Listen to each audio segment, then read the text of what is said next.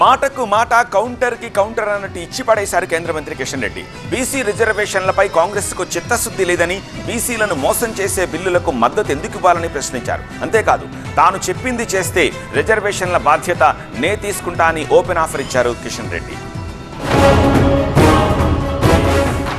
BC రిజర్వేషన్లపై Congress versus BJP continue అవుతూనే ఉంది. బీసీ రిజర్వేషన్ల అమలు బంతి బీజేపీ కోర్టులో ఉందని కాంగ్రెస్ అంటుంటే, కాంగ్రెస్ తెచ్చిన బిల్లులు బీసీలకు ద్రోహం చేసేవని కేంద్ర మంత్రి కిషన్ రెడ్డి కౌంటర్ ఇచ్చారు. 42% ముస్లింలను తొలగిస్తే బీసీ రిజర్వేషన్లపై బాధ్యత తీసుకుంటా ప్రధాని మోదీతో మాట్లాడుతా అన్నారు. 4% ముస్లిం రిజర్వేషన్లని ఒప్పుకోని హైకోర్టు 10% ఎలా ఒప్పుకుంటుందని ప్రశ్నించారు. 10% ముస్లింలకు ఇచ్చేటువంటి రిజర్వేషన్ తీసి 42కు 42 నిజమైనటువంటి మా బీసీ సామాజిక వర్గాలు లబ్ధి పొందే విధంగా చట్టాన్ని మార్చగరా?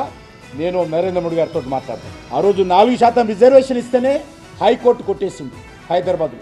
ఈరోజు మీరు 10% ఇస్తున్నారు. మరి 4%ని హైకోర్టు ధర్మాసనం కొట్టేస్తే ఈరోజు మీరు ఏ ప్రాతిపాదికన ముస్లింలకు 10% ఇస్తున్నారు?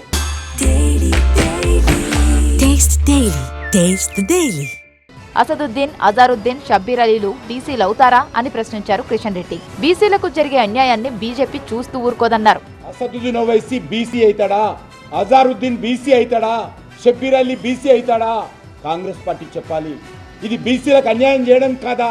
కాంగ్రెస్ పార్టీ చెప్పాలి.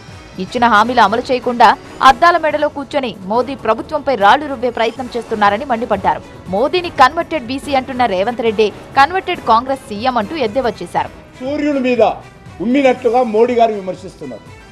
సూర్యుడి మీద ఉమ్మేస్తే మీ ముఖాల మీదనే పడుతుంది. అద్దాల మెడలో కూర్చొని ఇతరుల మీద రాళ్ళు రువ్వేటువంటి ప్రయత్నము రేవంత్ రెడ్డి చేస్తా ఉన్నాడు అని చేస్తాను. ప్రధానమంత్రిని కన్వర్టెడ్ బీసీ అంటాడు.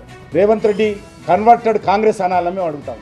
మోదీని గద్దెదించడం కాదు, 3 రాష్ట్రాల్లో అధికారంలో ఉన్న కాంగ్రెస్ మళ్లీ ఏ ఒక్క రాష్ట్రంలో గెలిచినా దేనికైనా సిద్ధమని సవాల్ చేశారు కిషన్ రెడ్డి.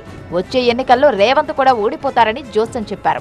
రేవంత్ రెడ్డి గారు నరేంద్ర మోడీ గారిని గద్దె దించుతామని దానికి శిలాశాసనం రాస్తున్నానని చెప్పారు. నేను ఛాలెంజ్ చేస్తా ఉన్నాను కాంగ్రెస్ పార్టీ రాహుల్ గాంధీకి.